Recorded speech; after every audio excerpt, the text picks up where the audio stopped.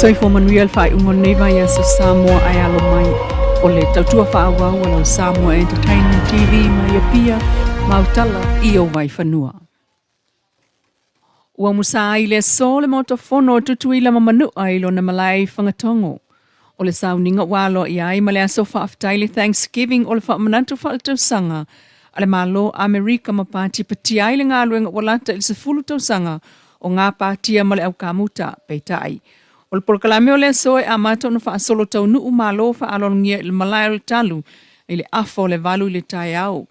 Mai le fufunga whetalai o le pālemene o Samoa au apa au mulipola alo i tafua. Asoratu il pālemia sunga la au le mali e toa le Watea Schmidt. Solo mlana fionga i le au malu le malo o tutu o tasi o Samoa tu imle li whanova ale toa swala vi le lua. Ma le fionga le kovana sili pulali i an pula. O le fionga le fonga whetalai o le mauta o sui a Amerika Samoa sa vali talavau ale. E a vea mafafonga o le aso. Amatai loa i le se fulu minute te ai leiva, le sunga le whaafenga inga whaaete te sai fulo il sauninga whaaftai, so ai mal saunanga le fionga le kovana sili.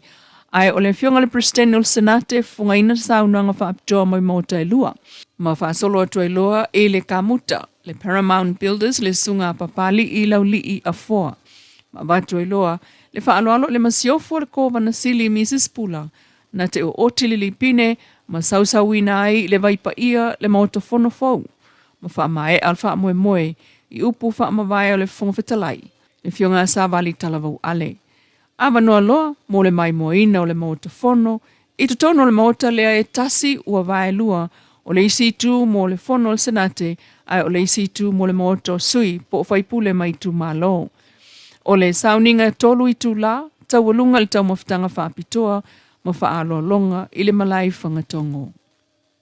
Peta ai o li putia le Samoa News i Amerika Samoa lana whaatalanoanga ma le likna tūsia le ata o le maota ma iawa aia le ngā luenga Mark Lively. Nā fua le whaatuai o le mai o le ngā luenga o nai tele i tū sa ave iai le whaataua ia mautinoa i ato ato le maota i le taimi e whaau ngā ai. E pe o le whaatonton wina o le leo ma i masini whaaleo tele o le whaatotonga ina o le fola ma whaata i to tonu o potufono e lua ma le teuteu ia mātango fie. O ngā luenga lea na amata mai le tausanga e lua Festival Valu e le company whale le Paramount Builders Inc. O whaasolo mai ai lava inisio lui tau na whianga iai ma le au kamuta e pe o swinga i le ata. Peita eina sauna o le sunga pali i lau li i le fono le senate ia se te malua o lua wha. Le mafuanga o le whaatuai. O le tuai mai o sapalai talu, o le tele o mea whale na whaatau uma mai fafo, whaatasi ai masuinga i le ata, o mea whao popo le isi fo i tū. Ma le taimi o COVID-19 fulu i wana tuai mai ai mea whale ona o le tāpunia o whalenga osi. Te tai, ua mae amal manuia le ngā luenga e pe o na tula i mai ai le ata, o le maotofono i le so.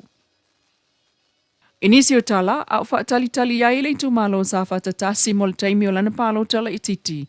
Ai o lo whaatalitali fo i maletoa, i le official komsina o palota, mō se longo e o atu, i le fionga le whongwhetalai o le maota. O ala nao tu la fono e peon sauno o komsina o ofisa palota, tuia filolo to le afua John Stanley. Il whaamsinonga e longo ina le whongwhetalai, il whaai ungo le whaamsinonga o whainga palota. Ona whaatoa au mai ei leo le polo inga pole Laurent mai le whongwhetalai, i le komsina o whainga palota. Wawa noa le no fōle i tū malo palota. E tauli maina loa le polo inga, e ona whaatino loa leo ngā luenga le ofiso whainga palota, muli multa ial tu la fono whainga palota lua o ta siva, mo le whai o palota la iti. Ona, whaasolo fo i leo le election process, po le whaasolonga o le whainga palota i le alau mea. Le vai aso fo i le isi pol kalame whaalea o onga. A le ofiso palota e whai i le millennia i songi, o le mta upu au tu o le stalo tangata palota. What is the law? What is the registration process? What are the standard operating procedures? Understand the essential resources and its operation, etc.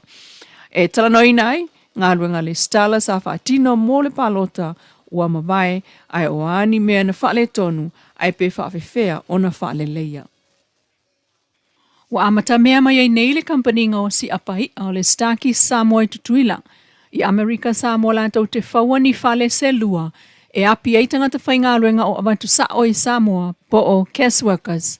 Ma whaafta ia le fionga le palemia la au le mali to plata e vao le wate Schmidt le nafu fuanga. O li putia mai le newspaper le malo le savali mai tafuna Amerika Samoa. Leo o atu le presidente le staki Samoa o Incho Ha.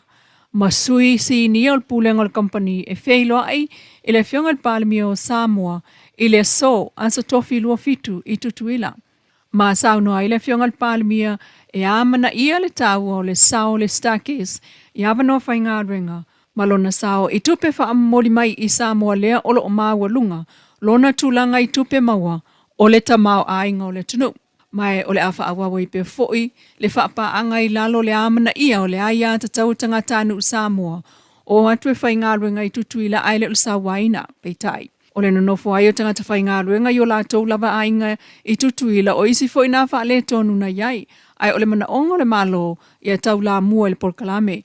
Mai o lo o tatala pe foi le avanoa, mo se isi whaatala noanga ma le prestene le stakis ia nuali o le tausanga fau. O le whalei o le stakis i tutuila, o atu le lua awhewha se laulana au whainga ruenga.